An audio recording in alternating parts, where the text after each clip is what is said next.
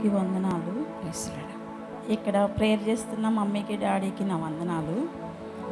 మేము ఫస్ట్ నెలలో వచ్చినప్పుడు నేను అలా చివరిని కూర్చున్నాను. మా అబ్బాయికి బ్రెయిన్లో గడ్డ ఉందని చెప్పారు డాక్టర్లు.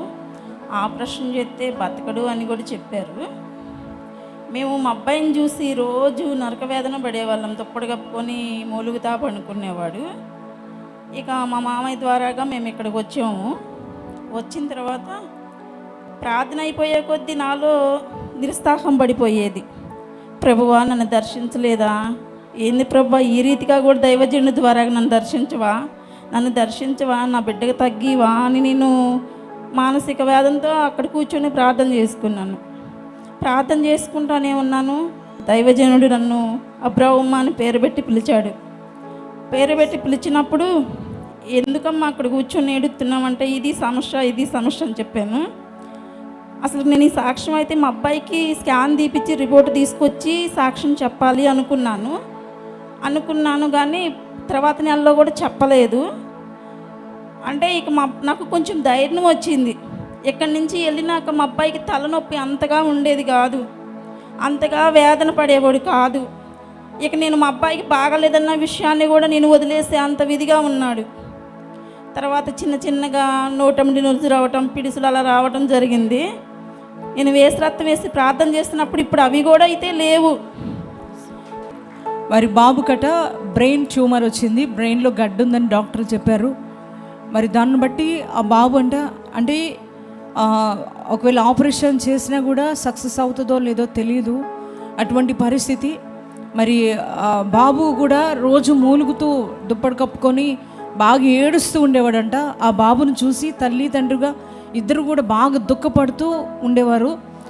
మరి అటువంటి సమయంలో ఈ యొక్క ఒంగోలు పట్టణంలో పరిశుద్ధాత్మ తైలాభిషేక మహోత్సవం ఏర్పాటు చేసినప్పుడు మొట్టమొదటి నెలలోనే వారు చివరిలో కూర్చున్నప్పుడు దైవజనులు మరి కొంతమంది పేర్లతో పిలుస్తూ ఉన్నప్పుడు ప్రభా మరి నువ్వు నన్ను దర్శించవా, మరి నాతో మాట్లాడవా ప్రభా అని తను కూడా మనసులో అనుకుంటూ బాధపడుతూ ఉన్నారంట.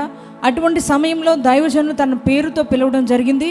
పేరుతో పిలిచి ఏంటి తల్లి మీరు ఎందుకు దుఃఖపడుతున్నారు, కన్నీటితో ఉన్నారు అన్నప్పుడు తన పరిస్థితి అంతా తన బాబుకి ఇలా జరిగిందని చెప్పినప్పుడు దైవజనులు తన కోసం ఆ బాబు కోసం ప్రార్థన చేసి ఉన్నారు.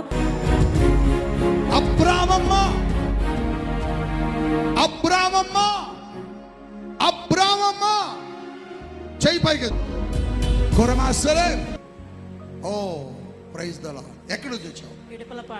విడుపులపాడు. ఎక్కడది? ఇంకోల దగ్గర అక్కడ నుంచి వచ్చావు.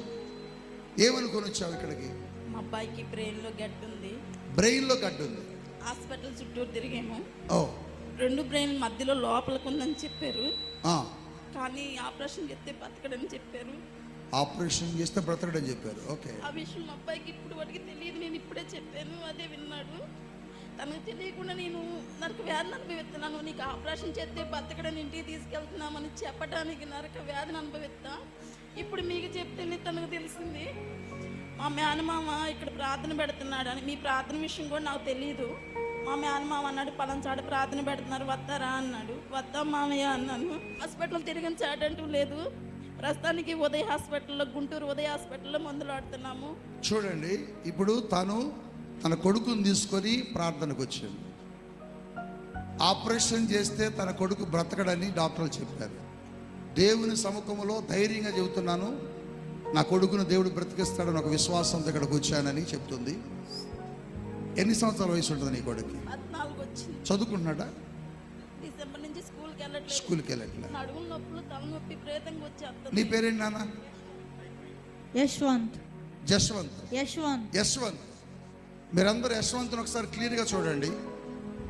డాక్టర్లు ఆపరేషన్ చేస్తే చనిపోతాడు మీ అబ్బాయిని చెప్పారట.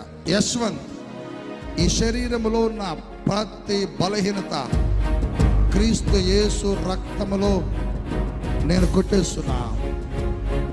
క్రీస్తు యేసు నామములో స్వస్థత ఇస్తున్నా.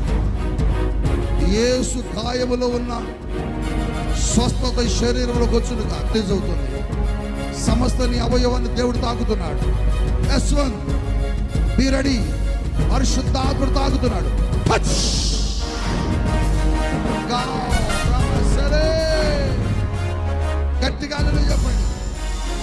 క్రీస్తు యేసు నామములో ప్రతి మరణ కాడి విరిగిపోను గాక.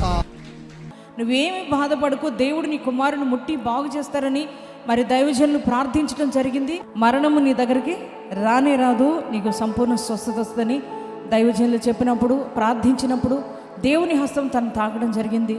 మరి అద్భుతమైన స్వస్థత బాబు పొందుకున్నాడు. మరి ఇంత గొప్ప కార్యం చేసిన దేవాదేవుని గట్టిగా చప్పట్లు కొట్టి ప్రభుకి స్తోత్రం చెప్దామా.